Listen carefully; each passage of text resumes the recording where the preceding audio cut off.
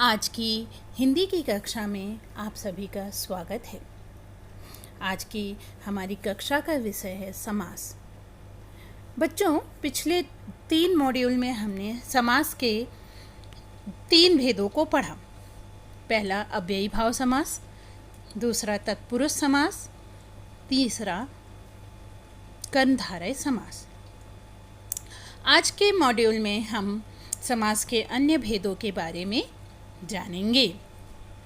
तो आइए चलते हैं समास के अगले भेद की तरफ, देखते हैं कि समास का अगला भेद क्या है।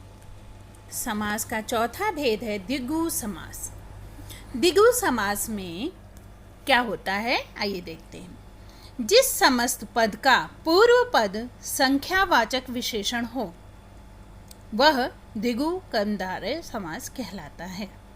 अर्थात इस समास में पहला शब्द जो है संख्यावाची होता है, जैसे 2, 4, 6, त्रि, दु, पंच, सप्त आदि। इनसे ही हम जान सकते हैं कि यह द्विगु समास है। आइए उदाहरण से समझते हैं। सप्त सिंधु, 7 सिंधुओं का समूह। दोपहर, 2 पहरों का समूह। त्रिलोक, 3 लोकों का समाहार।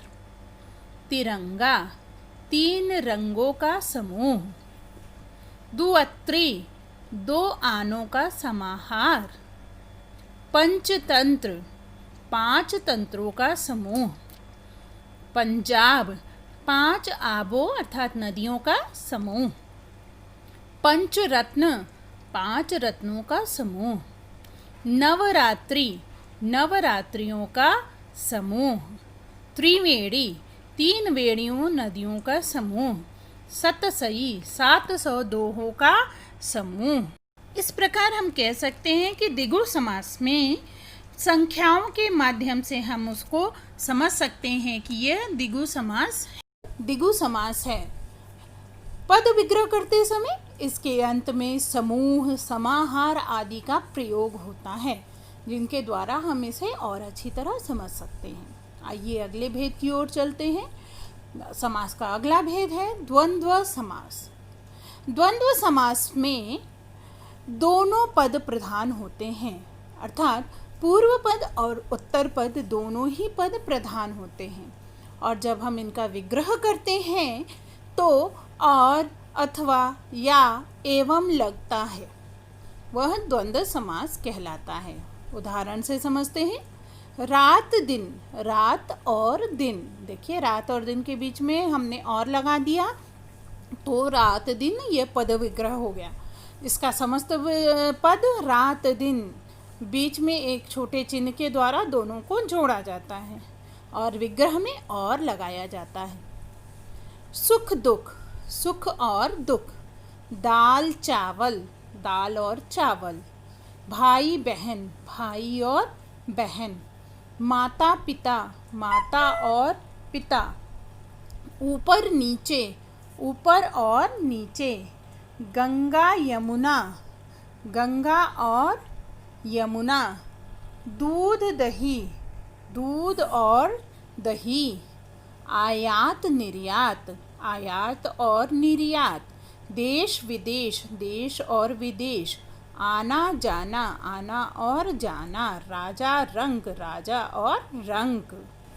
इस प्रकार से द्वंद्व समास में दोनों ही पद प्रधान होते हैं। जैसे राजा और रंग में देखा, राजा भी प्रधान है और रंग भी प्रधान है, और इन दोनों को विग्रह करके जोड़ा और शब्द से, और समस्त पद करते समय और शब्द को हटाकर एक छोटा सा लाघव चिन्ह लगा देते हैं, जिससे दोनों के भेद पता चलते हैं। आइए अगला भेद देखते हैं। समास का अगला और अंतिम भेद है बहुव्रीहि। बहुव्रीहि को कुछ लोग कर्मधारय समास के अंतर्गत ही समझते हैं, लेकिन बहुव्रीहि और कर्मधारय में बहुत विशेष अंतर है। हम आगे देखेंगे कि क्या अंतर है। आइए पहले देखते हैं बहुव्रीहि समास क्या कहलाता है। समास में आए पदों को छोड़कर जब किसी अन्य पदार्थ की प्रधानता हो तो उसे बहुव्रीहि समास कहते हैं। दूसरे शब्दों में कह सकते हैं कि जिस समास में पूर्व पद तथा उत्तर पद दोनों में से कोई भी प्रधान ना हो किंतु कोई अन्य पद ही प्रधान हो, यह बहुब्रीहि समास कहलाता है। मतलब दोनों ही पद, पूर्व पद और उत्तर पद दोनों मिलकर के, पूर्व पद और उत्तर पद दोनों मिलकर के किसी तीसरे की विशेषता बता रहे होते हैं, वही बहुब्रीहि समास कहलाता है। देखिए, जैसे दशानन, 10 मुख वाला, लेकिन दशानन हम सबको तो नहीं कहते हैं। दशानन किसी एक विशेष के लिए प्रयोग होता है और वह है रावण। जिस समस्त पद में कोई पद प्रधान नहीं होता, दोनों पद मिलकर किसी तीसरे पद की ओर संकेत करते हैं, उसमें बहुब्रीहि समास होता है। नीलकंठ, नीला है कंठ जिसका, अर्थात शिव, शिव का एक नाम नीलकंठ भी है ना, तो यह नीलकंठ, नीला है कंठ जिसका अर्थात शिव, यह बहुब्रीहि समास का उदाहरण है। यहाँ पर दोनों पदों में मिलकर एक तीसरे पद शिव का संकेत किया है, इसलिए यह बहुब्रीहि समास है। इस समास के समासगत पदों में कोई भी प्रधान नहीं होता है, बल्कि पूरा समस्त पद ही किसी अन्य पद का विशेषण होता है। आइए उदाहरण द्वारा समझते हैं। प्रधानमंत्री, मंत्रियों में प्रधान है जो, अब जैसे उदाहरण में कहते हैं हमारे प्रधानमंत्री श्री नरेंद्र मोदी जी, तो यहाँ पर प्रधानमंत्री नरेंद्र मोदी जी के लिए जा रहा है, न कि बाकी सभी के लिए। उसी प्रकार पंकज, पंक में पैदा हो जो, पंकज हम कहते किसे हैं, कमल को, और पंक में पैदा हो जो, पंक यानी कीचड़, कीचड़ में जो पैदा हो वह कहलाता है। लेकिन हम ये दोनों मिलकर के कमल की विशेषता बताते हैं। आगे देखिए, अनहोनी, न होने वाली घटना, कोई विशेष घटना उनके साथ अनहोनी हो गई, जो नहीं होनी चाहिए थी, ऐसी घटना। निशाचर, निशा मतलब रात्रि, चर मतलब चलने वाले, निशा में विचरण करने वाले, लेकिन हम निशाचर तो सबको नहीं कहते हैं, कहते हैं सिर्फ राक्षस को। चौलड़ी, चार है लड़ियां जिसमें, यानी माला। मृग नयनी, मृग के समान नयन है जिसके, अर्थात सुंदर स्त्री। त्रिलोचन, 3 लोचन हैं जिसके, अर्थात शिव। अर्थात यहाँ पर दोनों पद मिलकर किसी अन्य की विशेषता को बता रहे हैं। किसी अन्य के लिए जो विशेष नाम हम रखते हैं या बोलते हैं, वही कहलाता है हमारा बहुब्रीहि समास। आइए कुछ अन्य उदाहरण देख लेते हैं जिससे आपको अच्छी प्रकार समझ में आ जाए। चतुर्मुख, 4 मुख हैं जिसके, अर्थात ब्रह्मा।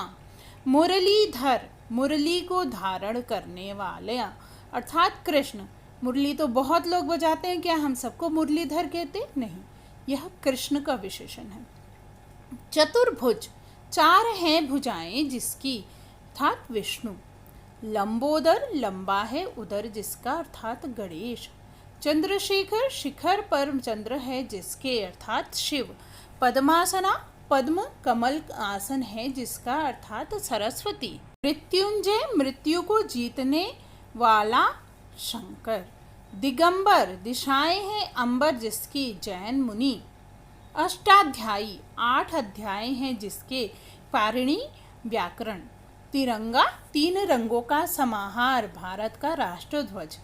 पीतांबर, पीला है अंबर जिसका, कृष्ण।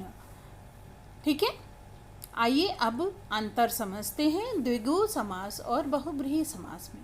द्विगु समास का पहला पद संख्यावाचक विशेषण होता है और दूसरा पद विशेष्य होता है, जबकि बहुब्रीहि समास में समस्त पद ही विशेषण का कार्य करता है। जैसे चतुर्भुज, 4 भुजाओं का समूह, द्विगु समास। चतुर्भुज, 4 हैं भुजाएं जिसकी, अर्थात विष्णु, बहुब्रीहि समास। पंचवटी, 5 वटों का समाहार, द्विगु समास। पंचवटी, 5 वटों से घिरा एक निश्चित स्थल, अर्थात दंडकारण्य में स्थित वह स्थान जहाँ बनवासी राम और सीता लक्ष्मण के साथ निवास किया करते थे। बहुब्रीहि समास। त्रिलोचन, तीन लोचनों का समूह। द्विगु समास। त्रिलोचन, तीन है लोचन जिसके, अर्थात शिव। बहुब्रीहि समास। दशानन, 10 आननों का समूह। द्विगु समास। दशानन, 10 आनन है जिसके, अर्थात रावण। अब देखते हैं कर्मधारय और बहुब्रीहि समास में अंतर। इन दोनों समासों में अंतर समझने के लिए इनके विग्रह पद पर ध्यान देना चाहिए। कर्मधारय समास में एक पद विशेषण है या उपमान होता है और दूसरा पद विशेष या उपमेय होता है। जैसे नील गगन में नील विशेषण है और गगन विशेष है। इसी तरह चरण कमल में चरण उपमेय है और कमल उपमान है। अतः ये दोनों उदाहरण कर्मधारय के हैं। किंतु बहुब्रीहि समास में समस्त पद ही किसी संज्ञा के विशेषण का कार्य करता है। जैसे चक्रधर, चक्र को धारण करता है जो, अर्थात कृष्ण। नीलकंठ, नीला है जो कंठ, कर्मधारय। नीलकंठ, नीला है कंठ जिसका, अर्थात शिव। बहुब्रीहि। लंबोदर, मोटे पेट वाला, कर्मधारय। लंबोदर, लंबा है उदर जिसका, अर्थात गणेश। महात्मा, महान है जो आत्मा, कर्मधारय। महात्मा, महान आत्मा है जिसकी, अर्थात विशेष व्यक्ति, जैसे हम गांधी जी को कहते हैं महात्मा। कमल नयन, कमल के समान नयन, कर्मधारय। कमल नयन, कमल के समान नयन है जिसके, अर्थात विष्णु। बहुब्रीहि है। पीतांबर, पीले हैं जो अंबर, वस्त्र, कर्मधारय है। पीतांबर, पीले अंबर है जिसके, अर्थात कृष्ण। इस प्रकार कर्मधारय और बहुब्रीहि समास में अंतर है। आइए द्विगु और कर्मधारय समास का अंतर देखते हैं। द्विगु का पहला पद हमेशा संख्यावाचक विशेषण होता है जो दूसरे पद की गिनती बताता है, जबकि कर्मधारय का एक पद विशेषण होने पर भी संख्यावाची कभी नहीं होता है। द्विगु का पहला पद ही विशेषण बनकर प्रयोग में आता है, जबकि कर्मधारय में कोई भी पद दूसरे पद का विशेषण हो सकता है। आइए उदाहरण देखते हैं। नवरत्न, 9 रत्नों का समूह, द्विगु समास। चतुर्वर्ण, 4 वर्णों का समूह, द्विगु समास। पुरुषोत्तम, पुरुषों में है जो है उत्तम, कर्मधारय। रक्तोत्पल, रक्त है जो अर्थात कर्मधारय समास। इस तरह से कर्मधारय और द्विगु समास के अंतर को समझना चाहिए।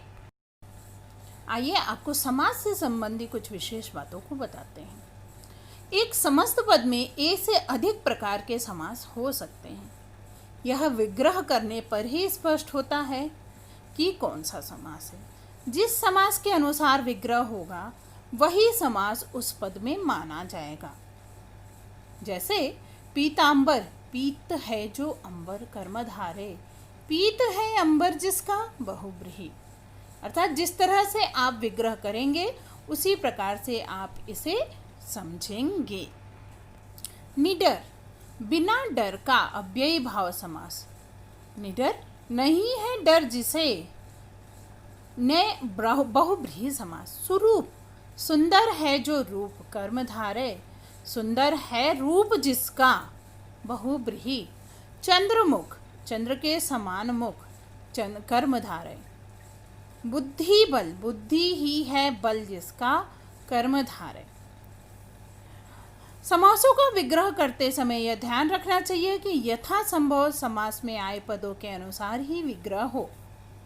जैसे पीतांबर का विग्रह पीत है जो अंबर अथवा पीत है अंबर जिसका, ऐसा होना चाहिए। बहुधा संस्कृत के समासों में विशेषकर अव्ययी भाव, बहुब्रीहि और उपपद समासों का विग्रह हिंदी के अनुसार करने में कठिनाई होती है।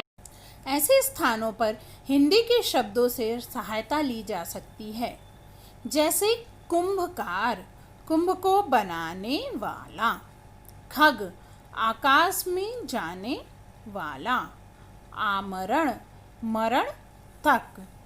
आप उपरोक्त बातों का विशेष ध्यान देंगे तो समास और उनके भेदों को आप अच्छी तरह से समझ सकते हैं। आइए एक अवधारणा चित्र के द्वारा हम समास को देख लेते हैं। समास जिसके 6 भेद हैं। पहला अव्ययी भाव समास, जिसका पहला पद अव्यय और प्रधान होता है। उदाहरण, यथाशक्ति, शक्ति के अनुसार, प्रतिपल, हर पल, प्रत्येक, प्रतिदिन। दूसरा भेद है तत्पुरुष समास, जिसका उत्तर पद प्रधान होता है और पूर्व पद गौड़ होता है। जैसे देश के लिए भक्ति, देशभक्ति, राजा का पुत्र, राजपुत्र, शर से आहत, शराहत। तीसरा भेद है कर्मधारय। कर्मधारय